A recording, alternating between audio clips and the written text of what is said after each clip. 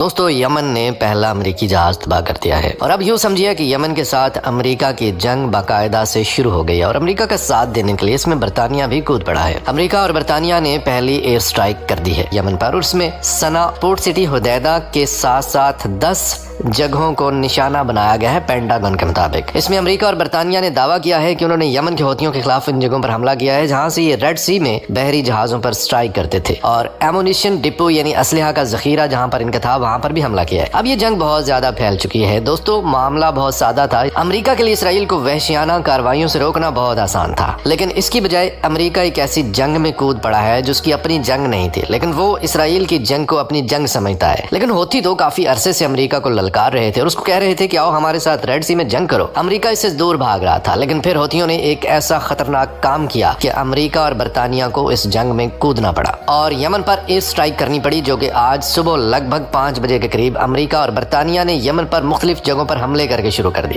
اس year strike میں سعودی عرب اور قطر نے کس کا ساتھ دینے کا فیصلہ کیا کیونکہ یہ بہت امپورٹنٹ ہے۔ یمن پر حملہ کرنے کے لیے سعودی عرب اور قطر کی سپورٹ امریکہ اور برطانیہ کو چاہیے۔ دوستو ہوتیز جو دھمکیاں دے رہے تھے، اس کے ساتھ ساتھ کل یمن کی فوج کے جنرل عبدالسلام جوہف نے ایک بڑا اعلان کر دیا تھا۔ انہوں نے کہا تھا کہ ہم نے پہلا امریکی جہاز تباہ کر دیا ہے۔ عبدالسلام جوہف کا مزید کہنا تھا کہ اللہ کے فضل سے ہم نے پہلا امریکی جہاز تباہ کر دیا اور اس پر موجود تمام لوگ بھی مارے گئے، اور یہ سب کچھ ہم نے اپنے میزائل استعمال کرتے ہوئے کیا، اور اب ہم اس چیز کا انتظار کر رہے ہیں کہ امریکہ اسے تسلیم کرتا ہے یا نہیں۔ امریکہ اور برطانیہ نے اس پر جس طرح سے ایئر سٹرائک کی ہے، اس سے یہ بات ثابت ہو رہی ہے کہ یمن کے جنرل عبدالسلام جوہف بالکل درست کہہ رہے ہیں۔ اور دوستو اس سلسلے میں قطر اور سعودی عربیہ بہت اہم رول پلے کر رہے ہیں، کیونکہ سعودی عربیہ اپنی ایئر سپیس برطانیہ اور امریکہ کو فراہم کر رہا ہے۔ امریکن ایئر فورس طیارہ RC-135W قطر میں موجود American air base Al Udeid air base سے اڑان بھرتا اور سعودی عربیہ کے جنوب مغرب کی طرف اپنا رخ کرتا ہے تاکہ وہ یمن کے خلاف وہاں سے کارروائی میں حصہ لے۔ لیکن حوثیوں نے قطر اور UAE اور سعودی عرب کو دھمکی دی ہے کہ اگر تم نے امریکہ اور برطانیہ کے لیے اپنی ایئر سپیس ہمارے خلاف استعمال ہونے دی تو پھر ہماری جنگ تم سے بھی ہے۔ لیکن دوستو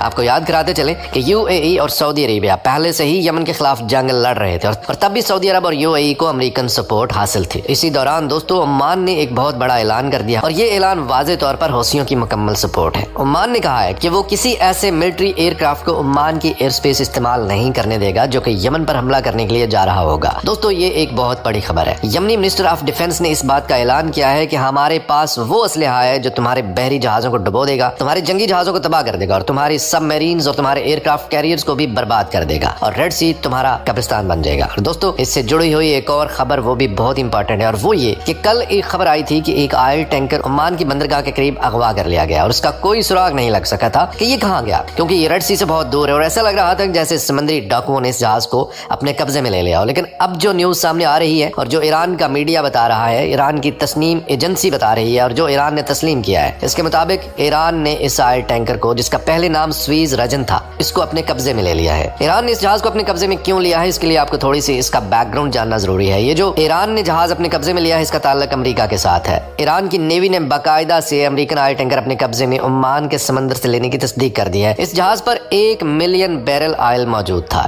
UKMTO یعنی United Kingdom maritime trade operations کے مطابق اس کی identity Marshall Island flag Saint Nicholas tanker ہے، یا مختصراً یوں سمجھ لیجئے کہ اس جہاز کا نیا نام سینٹ نیکولس ہے۔ اور UKMTO کے مطابق یہ جہاز 11 جنوری کی صبح 7:30 پر عمان کے سمندر میں داخل ہوا، اور پھر اس کا راستہ تبدیل کر کے بندر جسک ایران کی طرف موڑ دیا گیا۔ برطانیہ کی ہی ایک کمپنی جس کا نام ایمبرے ہے، جو کہ برٹش میری ٹائم رسک کمپنی، اس نے کہا ہے کہ اس آئل ٹینکر کا نام تبدیل کیا گیا تھا کیونکہ اس آئل ٹینکر کو اس سے پہلے ایرانی آئل لے کر جانے کے لیے جرمانہ بھی ہوا تھا۔ اس آئل ٹینکر کو امریکہ نے اپنے قبضے میں لیا تھا، اور ایران نے تب ان لوگوں کے خلاف جنہوں نے امریکہ سے اس سلسلے میں تعاون کیا تھا ایکشن بھی لیا تھا۔ یعنی جب یہی آئل ٹینکر ایرانی تیل لے کر جا رہا تھا تو اسی آئل ٹینکر کو امریکہ نے اپنے قبضے میں لے لیا تھا، اور اب یہی آئل ٹینکر اپنا نام تبدیل کر کے جا رہا تھا، تو ایران نے یہ آئل ٹینکر اپنے قبضے میں لے کر ایک طرح سے امریکہ سے اپنا پرانا بدلہ چکا دیا، اور ایران نے یہ سارا کام کورٹ آرڈرز پر کیا ہے، یعنی ایرانین کورٹس نے آرڈر جاری کیا اور ایرانین نیوی نے ان آرڈرز کو مانتے ہوئے اس آئل ٹینکر کو اپنے قبضے میں لے لیا۔ اور دوستو یہ پہلی دفعہ نہیں ہوا کوئی جہاز امریکہ نے اپنے قبضے میں لیا ہو۔ ایران کے علاوہ مئی 2022 میں امریکہ نے رشیا کا بھی ایک جہاز اپنے قبضے میں لیا تھا جس کا نام تھا دی پیگاس، جس میں ایرانی تیل لوڈ تھا، اور یہ جہاز کیرسٹوس یونان کے قریب قبضے میں لیا گیا۔ اسی طرح فروری 2021 میں امریکہ نے ایک اور ایرانی تیل لے کر جانے والا جہاز اماراتی شہر فجیرہ کے قریب اپنے قبضے میں لیا۔ है। इस पर मौजूद तेल को 110 मिलियन अमेरिकी डॉलर या $55 पर बैरल की कीमत पर बेच दिया गया। अमेरिका सीरिया से भी ऑयल चोरी कर रहा है और उसका बहाना वो ये करता है कि वो दहशतगर्दी के खिलाफ ऑपरेशन कर रहा है, इसलिए वो सीरिया का तेल यूज कर रहा है। अगस्त 2022 में सीरियन ऑयल मिनिस्ट्री ने अमेरिका पर इल्जाम लगाया कि वो सीरिया का 66,000 बैरल ऑयल पर डे चोरी कर रहा है, जो कि उसकी टोटल ऑयल प्रोडक्शन का 80% बनता है। दोस्तों, ईरान के इस अमल से भी अमेरिका और हौसियों के खिलाफ ये लड़ाई मजीद भड़केगी और ये जंग शायद पूरे मिडिल ईस्ट को अपने लपेट में ले ले। और दोस्तों, यहाँ पर एक ताजा तरीन ब्रेकिंग न्यूज ये है कि फ्रांस ने बाकायदा से ऐलान कर दिया है कि वो यूएस एंटी हौसी इत्तेहाद का हिस्सा अब नहीं है, उसने अपने रिश्ते अलग कर लिए हैं। और इसी बीच जब हौसियों और अमेरिका और बरतानिया के दरमियान एक फुल स्केल वार शुरू हो चुकी है, यमनी हौसियों के ग्रुप ने अल जजीरा को बताया कि अगर अमेरिका और बरतानिया ने इस जंग का दायरा कार मजीद फैलाया तो हम इस इलाके में मौजूद इनकी बेसिस पर हमले करेंगे। और इनफैक्ट इस एयर स्ट्राइक के बाद इराक में तो अमेरिकी एयर बेसिस पर हमले